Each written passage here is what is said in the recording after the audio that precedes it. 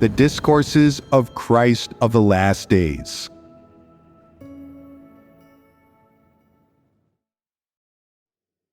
The path of resolving a corrupt disposition. How is your experience of being honest people going now? Have you achieved a few results? Sometimes I practice being honest, but sometimes I forget. Can you forget to practice the truth? If you can forget it, what kind of problem does that illustrate? Do you love the truth or not? If you do not love the truth, it will be difficult for you to enter into the truth reality. You must take practicing the truth and practicing being an honest person seriously. You should frequently contemplate how to be an honest person and what reason you ought to possess. God demands that people be honest, and they should pursue honesty as a matter of utmost importance. They should be clear on and understand what truths they need to possess and what realities they need to enter into in order to be honest individuals and to live out the likeness of Peter. And they must find a path of practice. Only then will they have any hope of becoming an honest person and someone that God loves. If you despise honest people, those who speak candidly, especially those who can accept and pursue the truth, if you always have disdain for such people, then you are not a positive character, and you belong to the category of wicked individuals. If you look down upon those who loyally perform their duties, and those who are willing to pay a price to practice the truth, then you have become a negative character, and you are certainly not a positive character. The question of if an individual can attain salvation is related to whether or not they are a positive character. The key factor in determining whether someone is a positive character lies in their aspirations and the preferences they have in their heart. You must distinguish between positive and negative things, be able to draw clear boundaries, to take the right stance, and to stand on the side of God and the truth. If you can do this, your mindset will be completely normal, and you will be a person with conscience and reason. If you always look down upon those who pursue the truth, are willing to pay a price, and sincerely expend themselves for God, then you are standing on the side of Satan and are a negative character. Some people are disdainful of honest individuals and look down upon them. They always hold those who are eloquent, manipulative, and skilled at deceiving others with flowery words, as well as those who preach lofty sermons from up high in great regard. If that's the case for you, you will not be able to be an honest person. Instead, you will be imitating the Pharisees and be unable to embark on the right path of pursuing the truth. You will belong to the category of hypocritical Pharisees. People pursue that which they prefer and desire. What is it that you currently desire in your hearts? I'm afraid that even you are not clear about what you desire. The objects of your love and hatred are not clearly distinguished, and you do not know on what matters you have aligned yourself with Satan. Sometimes, your words may align with the truth, but as soon as you act, you deviate from the truth. It shows that without the truth, you cannot stand firm and are constantly wavering, sometimes leaning to the left and sometimes to the right. Right after you finish listening to sermons, it seems like you understand the truth, and you are willing to walk the right path. However, After a period of time, darkness sets in within you, and you deviate from the path again. Can such people choose the right path? Even if they can choose it, they cannot set foot upon it because they are in an abnormal state. They don't understand any truths at all and are confused individuals that go around all day in a daze. They may say they like good people, but whenever they encounter any issues, they look down upon them. They may claim to like being honest, but when something befalls them, they behave deceitfully.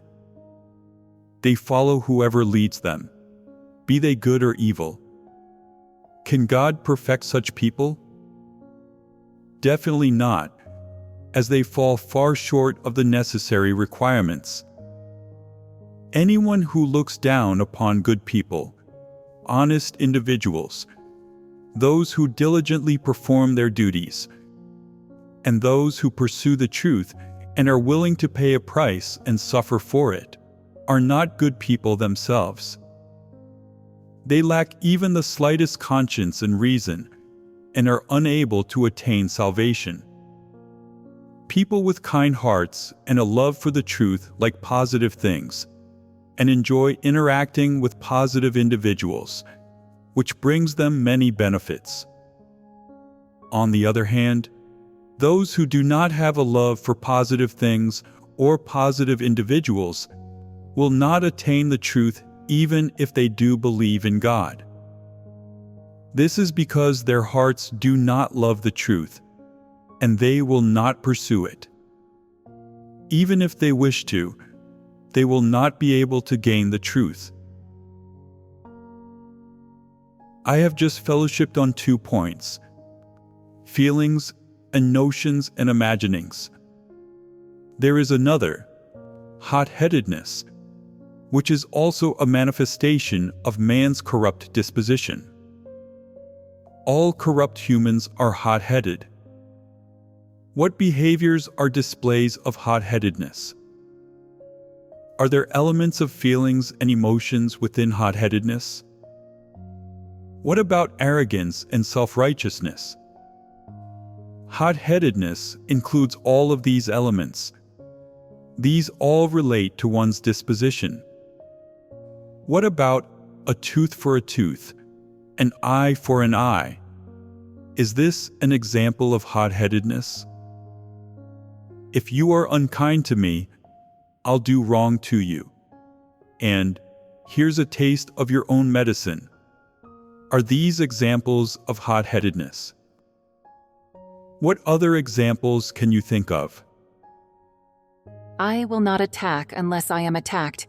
If I am attacked, I will certainly counterattack. These are all examples of hot-headedness. People do not just become hot-headed when they are angry. They also often display hot-headedness even when they are not angry. For instance, people live by their satanic dispositions and often want to chide those who speak in a way they find unpleasant or who act in a way that is disagreeable to them, and want to take revenge on those who act in ways that are disadvantageous to them. Is this not hot-headedness? What other examples of hot-headedness can you think of?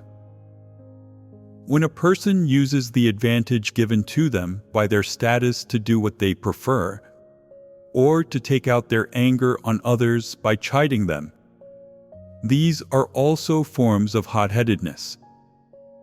In fact, people quite often reveal hot-headedness. Most cases in which people's words and actions do not accord with the truth arise due to their selfishness, desires, resentment, hatred, and anger. These things all come from hot-headedness. Revelations of hot-headedness do not only come from hatred, anger, or vengefulness, and a broad range of things touch on this. But we will not dive into the specifics today. Corrupt humans are all hot-headed, and this hot-headedness derives from their satanic dispositions. Hot-headedness does not accord with the reason of normal humanity, much less does it accord with the truth. So acting according to one's corrupt dispositions is hot-headedness. Is requiting evil with evil not a form of hot-headedness? What about requiting good with evil? This is hot-headedness as well. What about being so angry that your hair stands on end? This is also hot-headedness. Hot-headedness is just responding to issues you encounter irrationally, thinking, no matter what the situation may be, I'm just going to vent my personal grievances now. Regardless of the consequences, or what the principles are, or who my rage is directed at, I need to let off some steam first. This is hot-headedness. In the final analysis, what exactly is hot-headedness? It is a corrupt disposition. It is a satanic disposition, and an utter lack of rationality. Hot-headedness is a kind of wildness. Its essence is an eruption of beastly nature, and it lacks even the slightest reason of normal humanity. A display of irrationality entails losing one's wits and self-control, and being unable to restrain and control oneself. This is hot-headedness. To change your disposition, the most fundamental thing you must be able to do is recognize the ways in which your corrupt dispositions primarily manifest themselves in light of God's words, and become conscious of what you are thinking and what your state is when you reveal your corrupt dispositions. In many instances, each state that arises in a person occurs due to a corrupt disposition. In some cases, one corrupt disposition can cause many different states in different circumstances. You must be able to discern all of this. It is not enough to just have gained a little bit of understanding from your discernment. You must also be able to dissect and know where the root of your problem is, in what circumstances your corrupt dispositions are revealed, and what kind of problem it is. After coming to understand all of this clearly, you will know the appropriate way to practice. Will you be able to practice something just because you know how you ought to practice it? No. Why is that? Because you have corrupt dispositions. If a corrupt disposition is preventing someone from practicing the truth, they must seek the truth, accept being pruned by God, accept His judgment and chastisement, and resolve their corrupt disposition. If they do these things, it will become easy for them to practice the truth. Does the ability to practice the truth signify that someone has achieved transformation? It does not. Just because someone has resolved a corrupt disposition in one matter, that does not mean that it will not arise again. It will continue to appear, disturbing and obstructing that person's practice of the truth. And in these circumstances, they will still have to seek the truth to resolve this corrupt disposition.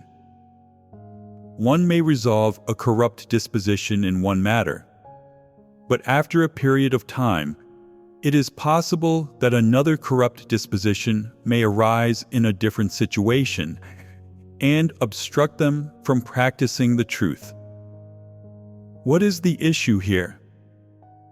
This indicates that corrupt dispositions are deeply rooted in people, and that they must still seek the truth and find answers to their problems in God's words. Only through repeatedly resolving their corrupt dispositions will these dispositions gradually begin to subside. No corrupt disposition can be resolved in one go. That is not how it works. You must first come to understand the truth and learn to discern. You must ask yourself, I am in an incorrect state now. How has this state arisen? Why would this kind of state arise within me? How do God's words expose this state? What corrupt disposition has caused this state? You must reflect on these questions to gain understanding and discern them clearly. Once you have an understanding of your corrupt dispositions, you will be able to rebel against them. In this way, the obstructions to your practice of the truth will be gradually resolved, and it will be easier for you to put the truth into practice. Walking the path of pursuing the truth means constantly resolving your corrupt dispositions in this way. The path of practicing the truth will gradually widen and open up, and the obstructions to it will decrease.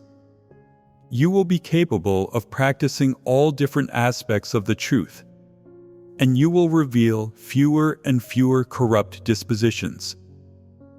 However, this does not mean that you have completely and thoroughly cast off your corrupt dispositions.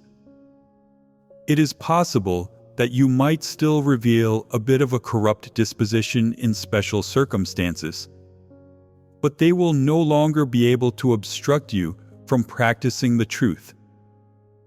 This is changing in a good direction. The path of life entry is long. That is, the path of pursuing the truth is long. In our real lives, we can all see how one kind of corrupt disposition can lead to a great variety of states in different circumstances. No matter if these states appear on the surface to be right or wrong, positive or negative and adverse, they can all take control of someone for a period of time, influence the way they speak and act, and impact their views on things and how they treat people. So, how do these states arise? In reality, they all arise due to people's satanic natures and corrupt dispositions. On the surface, it appears as though people are being influenced by states, but essentially, it is their corrupt dispositions that control them. Consequently, people all live by their inner satanic nature and corrupt dispositions, which leads them to violate the truth and resist God. If you do not use the truth to resolve your corrupt dispositions and reverse your incorrect states, you will be unable to break free from the constraints and fetters of your satanic disposition. For instance, say that you are a leader, and there is a person in the church who is suitable for a certain duty, but you do not want to use him because you look down on him. You know that this is not a fair way of treating people, so how should you resolve this problem? You must ponder, why am I acting in this way? Why am I treating him unfairly? What is it that is exerting influence over me? Does this not contain specific details? What is the problem here, with you not wanting to treat this person fairly? This is due to your biases, your preferences, and your dislikes. People have arrogant dispositions, so these things can arise within them. That is why this is, without a doubt, due to your arrogant disposition. Your arrogant disposition has caused these states to arise within you. Looking down on this person in your heart, not wanting to say anything good about him, or to evaluate him in a fair and just way, and not wanting to select him for a duty even when he's suitable for it. These are all consequences brought about by your arrogant disposition. People have arrogant dispositions, so they harbor darkness in their hearts, their vision is skewed, and their views on issues are biased. These problems must be resolved through reflecting on and coming to know oneself. If you have a clear view and grasp of your corrupt states and corrupt dispositions, and you can then seek the truth to resolve them, and treat people according to the truth principles, you will be able to reverse your biases toward and incorrect views on people, and come to treat people fairly. So, how can you reverse them? You must come before God to pray and seek the truth. See through to the essence of these problems and attain an understanding of God's will. You must have a willingness to cooperate and rebel against yourself. You must say to yourself, I will not act in this way going forward. His caliber may be a little lacking, but I must treat him as he should be treated. If he is suited to performing this duty, then I should assign him to it. If I have a good relationship with someone else, but that person is not suitable for the duty, I will not use them. I will use him instead. Has this state not been reversed? Is this not a form of practice? It is a form of practice. Now, how were you able to practice in this way? If you had not cooperated and had not rebelled against your subjective intentions, would you have been able to attain this result? Certainly not. Thus, people's cooperation is crucial.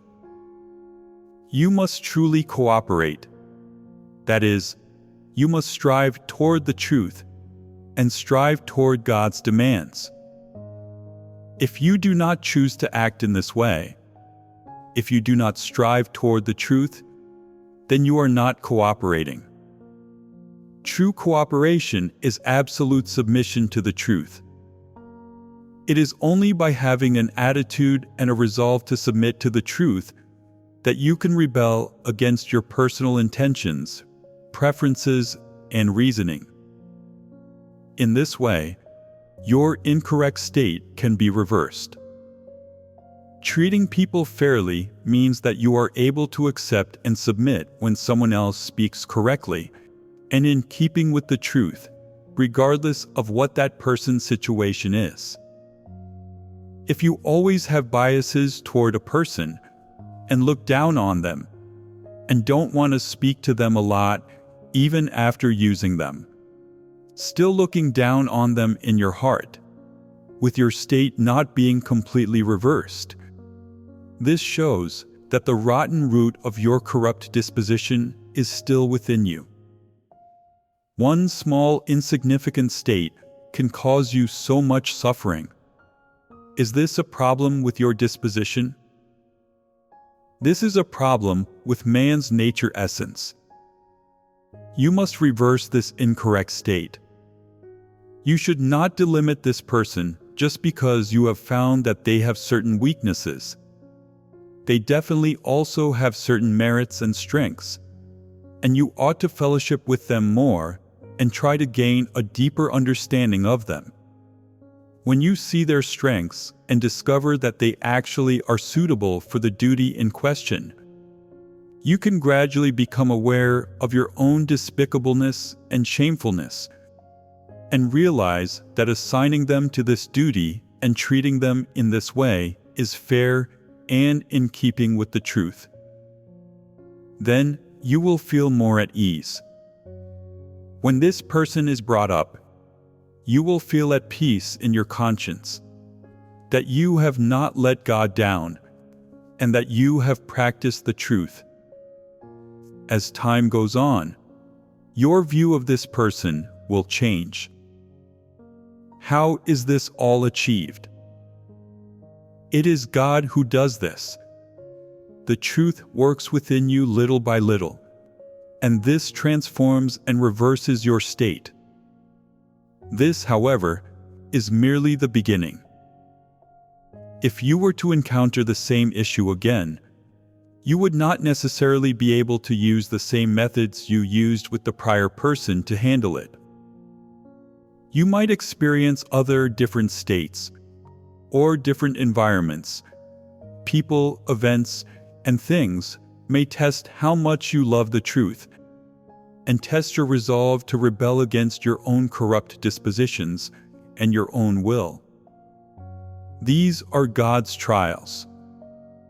When, in all your dealings with other people, no matter who they may be, and regardless of whether your relationship is good or bad, whether or not they are close to you, whether or not they fawn on you, and regardless of their caliber, you are able to treat them fairly and correctly. Your state will have changed utterly. When the way you treat others is not based on your imaginings, your feelings, or your hot-headedness, you will have gained this aspect of the truth. You're not there yet.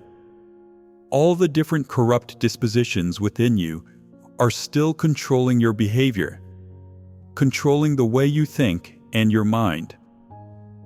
These things within you have already become your nature, which controls you, and the truth has not yet become your life. You merely have some good behavior, but behind this good behavior, all the different states and thoughts that you reveal and which you harbor within your heart arise from your corrupt dispositions and are at odds with the truth. When these states of yours and your thoughts all become rational and conform to the principles and the truth, your corrupt dispositions will no longer be able to control your thoughts or your behavior. Then your disposition will have truly changed. You will no longer need to rebel against your corrupt dispositions or restrain yourself. You will just be able to directly act in accordance with the truth principles. You will believe that this is just what you ought to do, and think that practicing the truth is not strenuous at all. When this happens, the truth will have become your life. You are all not quite there yet. You still need to continue with your pursuit for a period. It's no good just understanding a bit of doctrine and having a bit of enthusiasm. Your stature is still too small. You must be able to experience God's words, practice the truth, and talk about your experiential testimony and your true understanding. Then you will have reality. This is what it means to have true stature. Right now, most people are incapable of bearing testimony. Their experience is still too shallow, and they must read more of God's words, listen to more sermons, and study more hymns. After experiencing many things, they will gain a true understanding of God's words, and will feel that God's words are so very practical, so able to serve as one's life, that they are completely capable of making people live out true human likeness, and that they can be used in response to all manner of Satan's temptations. Only people that achieve this understanding have stature and have truly become God's people. Many people are unable to fellowship on the truth or talk about their experiential testimony. This is because the truth has not yet become their life, and as a result, they live tiring and pitiful lives. They live in all kinds of ugliness, and their lives are tragic. What do corrupt dispositions bring to people? They bring suffering, hatred, resentment, negativity, as well as arrogance, self-righteousness, lies, deception, deceitfulness, and the belief that one is superior to all others. Sometimes they cause people to resign themselves to hopelessness, to speak with false reasoning, and to resist. Other times they lead people to think of how pitiful and how alone and unsupported they are, and to display a miserable and sorry likeness. People believe in God for many years, but still do not understand the truth. They just speak nonsense, and they say that they are alone and unsupported. God is the truth. He is man's support, but people don't lean on him. They stray from him.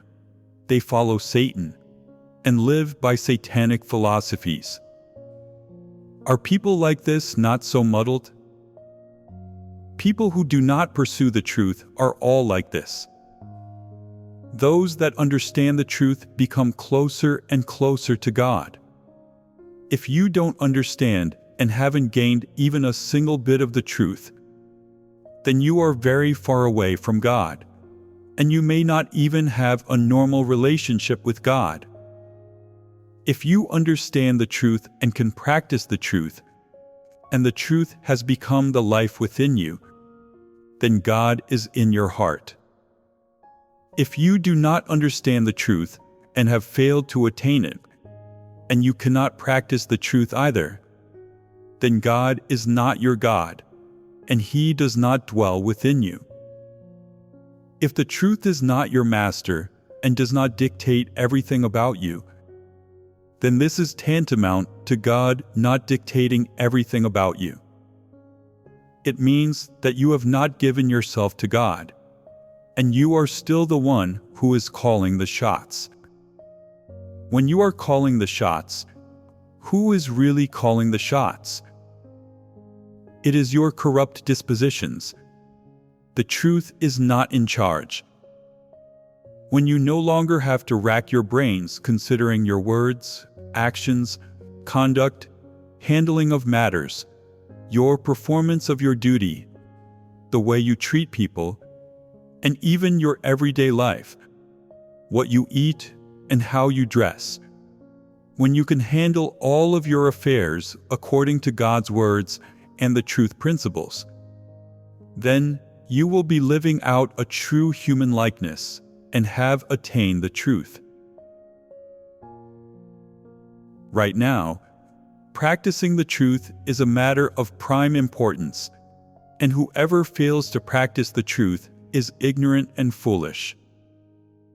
Those that do not practice the truth are incapable of experiencing God's work.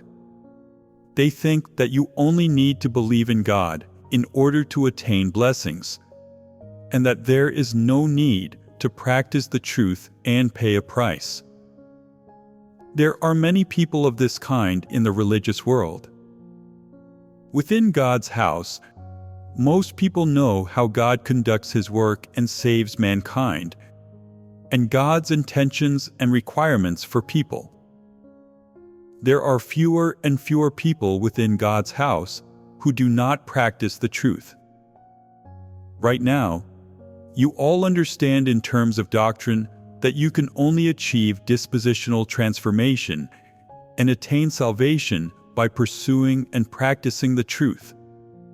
But you are still a bit unclear when it comes to the path for how to practice the truth and enter into the truth reality. As a result, your life entry proceeds slowly. Practicing the truth is the key to entering into the truth reality. Being unable to practice the truth is a big problem. Do you all still preach the words and doctrines? Then, after you have done so, can you put these words and doctrines into practice? If you cannot put them into practice, this proves that you still do not understand the truth, only doctrines, and that you still do not possess the truth reality. Some people know that they should be honest, but they cannot break free from the constraints of lying and trickery. Some people claim to be willing to submit to God, but when they are pruned, they are unable to submit. Other people speak about doctrines in a way that sounds right, and give the impression that they have reality, but they do not have true knowledge of themselves. Other people believe that they are very spiritual because they are able to speak about spiritual theory, but they are not capable of true self-knowledge, and they lack true submission, whether it is in their duties or when handling affairs. What is at the root of all these issues? It is that they are unable to accept the truth. If a believer in God doesn't accept the truth, do they really believe in Him? If they cannot accept the truth, they won't be able to resolve any of their problems. Only those that accept the truth are able to practice it and come to know themselves. Regardless of how many words and doctrines someone may recite, the key is being able to practice that doctrine. That is what is most important. The truths that one puts into practice are the reality. If one is unable to practice the truth, then they lack reality. Some people can preach very clearly about the words and doctrines, but they actually lack clarity on many truths. They are not able to discern some things, and they cannot see through to them. And the amount of truths they are able to practice is very limited. As a result, such people find it very hard to write experiential testimonies. They can only write a few words and doctrines without any everyday language or practical experience. Do you have a path now for how this issue of reciting the words and doctrines should be resolved?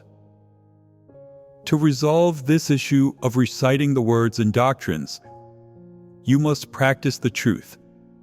The more you practice the truth, the more you put effort into the truth and into your practice, the more words of experience and practice you will gain.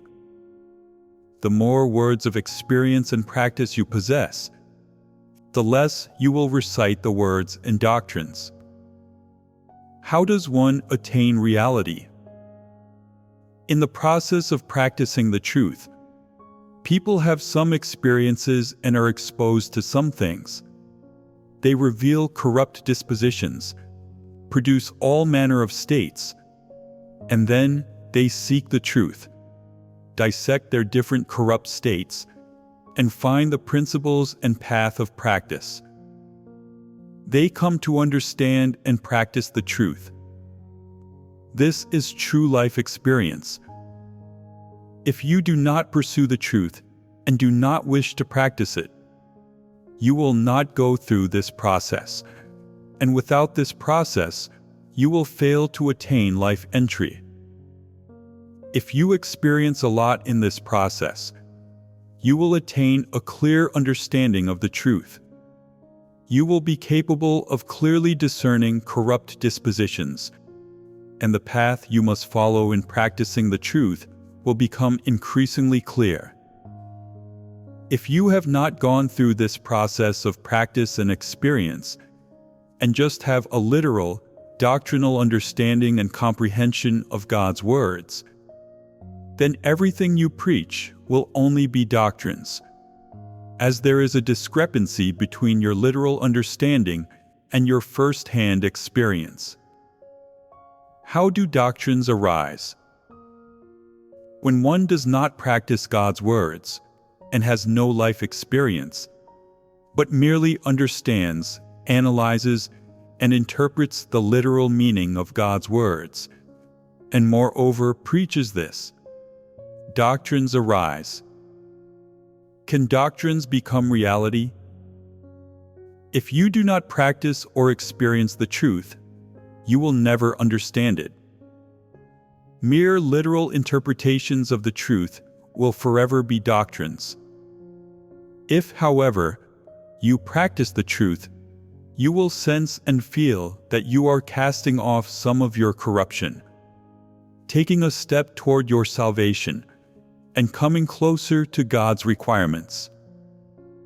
The knowledge, thoughts, ideas, feelings, and so on thus produced will be practical. How is reality attained? It is attained through experience of practicing the truth. If one doesn't practice the truth, they will never have reality. Perhaps some people will say, "I don't practice the truth, but I can still preach practical sermons." What you preach may sound correct and quite practical to others at the time, but they will still have no path of practice afterward. This proves that everything you understand is still doctrine. If you do not put God's words into practice, and you have no practical experience or knowledge of the truth, when a state you have never considered before arises in someone else, you will not know how to resolve it. When one seldom practices the truth, it is impossible for them to truly understand it. Only by increasing their practice of the truth can they understand it truly, and only then can they grasp the principles of practicing the truth. If you have no experience of the truth, you will naturally only be able to preach doctrines. You will tell others to adhere to regulations just as you do. Without true life experience, you will never be able to preach the reality of the truth. Practicing the truth is not the same as studying. Studying is about always putting effort into words and phrases. It is fine merely to take notes, memorize, analyze, and research. The practice of the truth is the exact opposite. You must rely on practical experience to attain the results of understanding the truth and of handling matters according to the principles.